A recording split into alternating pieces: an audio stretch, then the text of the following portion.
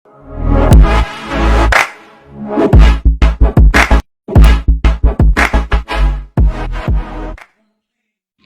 teman-teman, Assalamualaikum warahmatullahi wabarakatuh. Perkenalkan, nama saya adalah Aulia Pangesti dari Tadris Pendidikan Biologi kelas A semester 3 di Institut Agama Islam Negeri Metro Lampung. Pada video kali ini saya akan mengidentifikasi jenis tumbuhan Angiospermae dan Gymnospermae. Nah, sebelumnya apa sih tumbuhan Angiospermae dan Gymnospermae? Jadi, tumbuhan Angiospermae adalah tumbuhan yang bakal bijinya berada dalam daun buah dan tidak terlihat dari luar, sehingga dinamakan tumbuhan berbiji tertutup. Sedangkan Gymnospermae adalah tumbuhan yang bakal bijinya tidak terdapat dalam daun buah, tetapi terletak atau menempel pada buah daun dan terlihat dari luar, sehingga dinamakan tumbuhan Gymnospermae atau biji terbuka. Nah, di belakang saya ini ada Psidium buah Java atau yang biasa kita kenal dengan buah jambu biji yang tergolong tanaman dari jenis Angiospermae.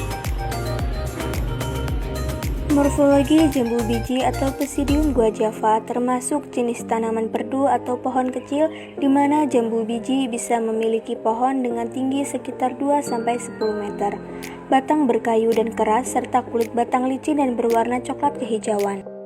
Daunnya tunggal, daun tidak lengkap karena hanya memiliki tangkai dan helai daun saja atau disebut dengan daun bertangkai. Tulang daun menyirip karena memiliki tulang punggung yang membentang dari pangkal sampai ujung daun.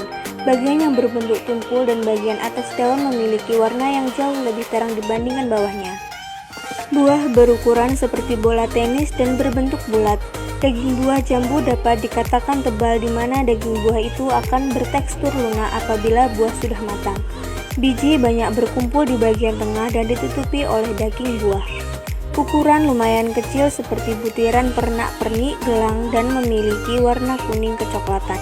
Selanjutnya di belakang saya ini ada pohon dari Anacardium occidentale atau yang biasa kita kenal dengan jambu monyet yang tergolong dari tanaman jenis Angiospermae. Morfologi jambu mente atau jambu monyet dengan nama latin Anacardium occidentale, batangnya tidak rata dan berwarna coklat. Daunnya lembaga dua, berkeping biji dua atau tumbuhan berbiji belah. Daun bertangkai pendek, berbentuk lonjong atau bulat telur, dengan tepian berlekuk-lekuk dan guratan rangka daunnya terlihat jelas. Buahnya membesar, berdaging lunak, berair dan berwarna kuning kemerahan adalah buah semu. Berbentuk ginjal dengan kulit keras dan bijinya yang berkeping dua yang mengandung getah. Dengan bunga berwarna putih. Baiklah, selanjutnya di sini ada pohon dari Persea americana atau yang biasa kita kenal dengan alpukat yang tergolong dari tanaman Angiospermae. Morfologi tumbuhan alpukat atau dengan nama latin Persea americana, bunganya majemuk, berbentuk seperti bintang, warna bunga kehijau-hijauan. Akar dan batang alpukat, akarnya berbentuk tunggang, batang berkayu dan berbentuk bulat, serta mempunyai warna coklat tua yang sedikit kotor. Pohon alpukat juga memiliki pendek dengan ukuran sekitar 5-10 cm. Jenis daunnya tunggal dan berbentuk simetris. Daun mempunyai tangkai dengan panjang sekitar 1-1,5 cm. Letak daun di antara dengan lainnya yaitu saling berdekatan di ujung ranting. Bentuk daun bulat telur atau oval memanjang dengan tebal seperti kertas. Ujung daun runcing dengan bagian samping atau tepinya merata. Buahnya berbentuk seperti bola atau bulat telur. Panjangnya berkisar antara 10-20 cm, berwarna hijau hingga hijau kekuningan. Kulit luar buah disertai bintik-bintik ungu. Bijinya satu dan tekstur daging lunak apabila sudah masak. Biji diameternya 2,5-5 cm, berbentuk seperti bola.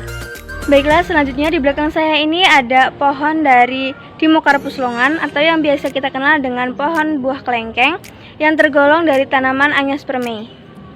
Morfologi tumbuhan kelengkeng atau dengan nama latin Dimmocarpus longan, Akarnya tunggang, batangnya memiliki percabangan yang banyak, memiliki daun majemuk dengan 2-4 pasang anak daun, sebagian besar berbulu rapat pada aksialnya, tangkai daun 1-20 cm, tangkai anak daun 0,5-3,5 cm, anak daun bulat dan memanjang.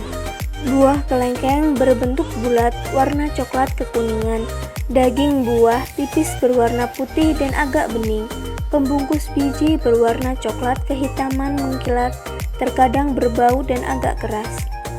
Biji kelengkeng berbentuk bulat, terdiri dari 2 keping dan dilapisi kulit biji yang berwarna hitam. Baiklah, sekarang di belakang saya terdapat pohon Araucaria heterophylla atau yang biasa kita kenal dengan pohon cemara Norfolk yang tergolong dari jenis tanaman Gymnospermae.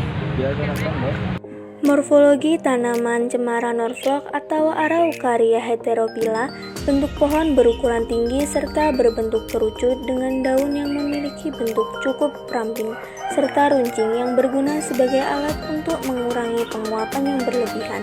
Warna daun terlihat hijau gelap. Kulit kayu cukup halus dengan warna coklat kehijauan serta belum mempunyai retakan.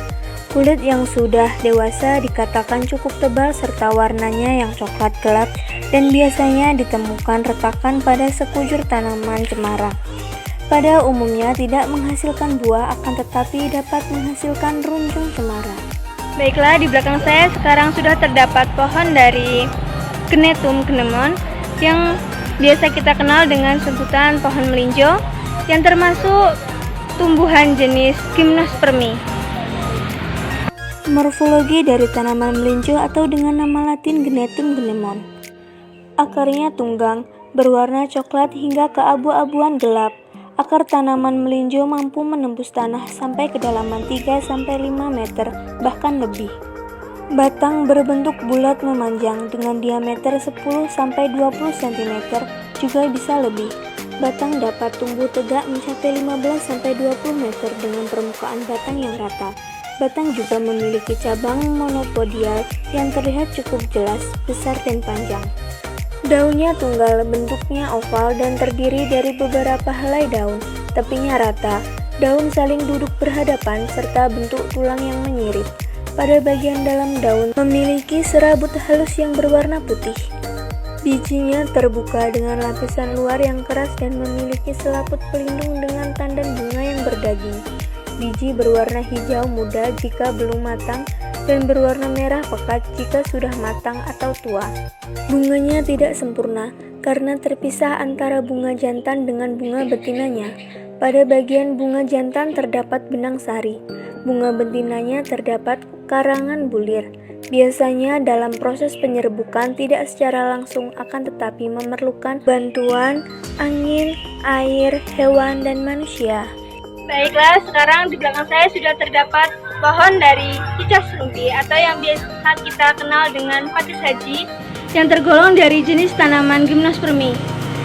Morfologi tumbuhan pakis haji atau dengan nama latin cicak serumpi. Akarnya radix primaria atau akar tunggang. Batang jenis pola percabangan monopodial berbentuk seperti pohon palem. Ukuran diameter sekitar 30 cm dengan bentuk tegak lurus. Permukaan batang tidak licin seperti pohon palem. Daun majemuk, menyirip, berbentuk memanjang dan terdapat anak daun di setiap percabangan hingga bagian ujungnya. Bunga termasuk monoekus. Pada bagian strobilus jantung terdapat mikrosporofil yang bentuknya seperti sisik rapat. Bagian megasporofil bentuknya berlekuk seperti keris. Di belakang saya terdapat pohon Platycladus orientalis atau yang biasa kita kenal dengan pohon cemara kipas yang tergolong dari tanaman jenis Gymnospermae. Morfologi dari tumbuhan cemara kipas atau dengan nama latin Platycladus orientalis. Akarnya tunggang dan warna akar putih kekuningan. Batangnya perdu, mempunyai tinggi sekitar 3-5 meter. Batang berdiri tegak dan berbentuk bulat, permukaan kasar dan berwarna coklat serta percabangan banyak. Daunnya majemuk dan berwarna hijau, Cabang daun mengerucut ke samping membentuk kipas dan bersisik, berbentuk pipih seperti jarum-jarum yang tumpul.